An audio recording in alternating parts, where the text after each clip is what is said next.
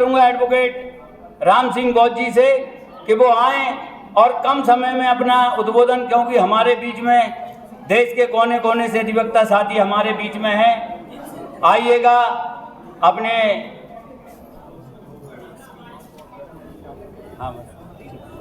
स्वागत की कड़ी में हमारे राष्ट्रीय शासन जज एडवोकेट राजीव साहब छूट गए थे, मैं उनको इस्तेकबाल कर रहा हूँ।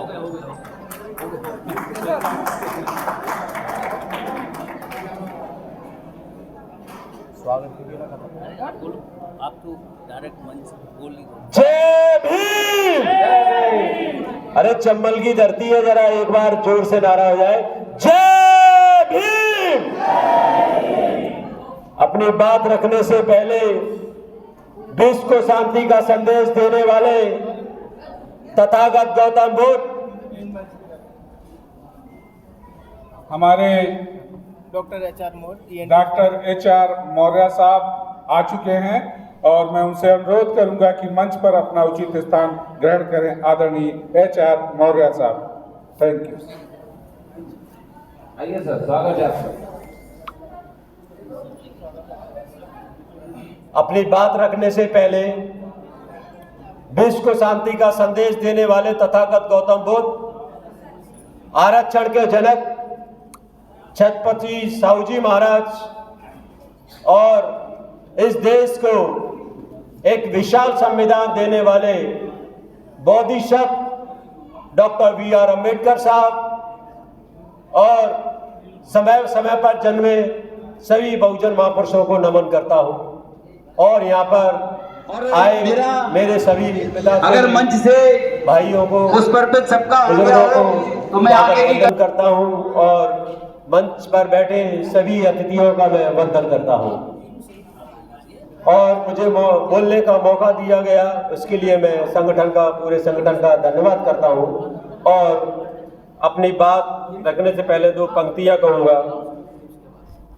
रुतबा मेरे सर को तेरे संविधान से मिला है, रुतबा मेरे सर को तेरे संविधान से मिला है, ये सम्मान भी मुझे तेरे संविधान से मिला है। औरों को जो मिला है वो मुकद्दर से मिला है, हमें तो मुकद्दर भी तेरे संविधान से मिला है।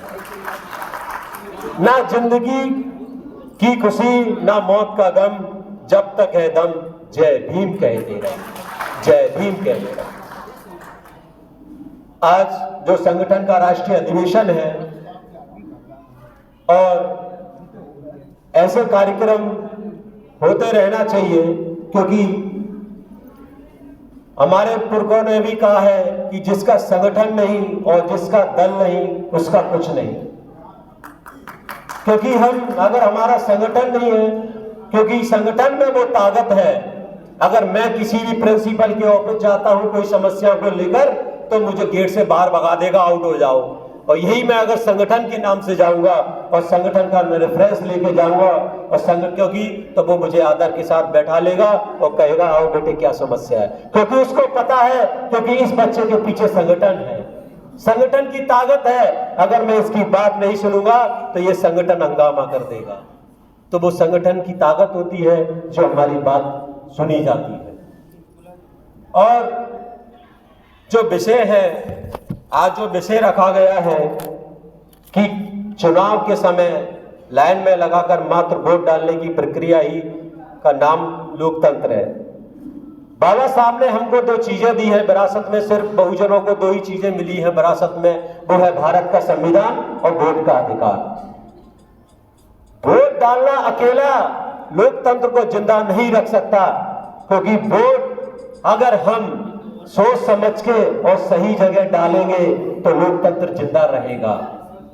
और लोकतंत्र तभी जिंदा रहेगा क्योंकि जब संगठन, हमारी कोई पार्टी हो या हम जिसको रेफरेंस करते हैं, अगर हम उसको बढ़ाएंगे नहीं और हम अगर अपने जो हमारा समाज है, अगर जो आजकल जो चल रहा है रीति रिवाज, पौवा और साड़ी में नहीं बिकेगा तो लोकतंत्र जिंदा रहेगा।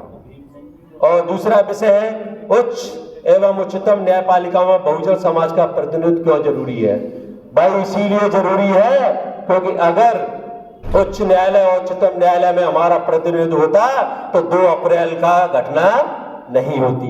जो 2018 में 2 अप्रैल में जो संघर्ष हुआ था, वो संघर्ष हुआ, अगर हमारा प्रतिनिधित्व होता तो मैं गारंटी के साथ कहता हूं तो हमारे बच्चों को शहीद होने की जरूरत नहीं पड़ती और 2 अप्रैल को हमको ये ऐसा तांडव नहीं करना पड़ता।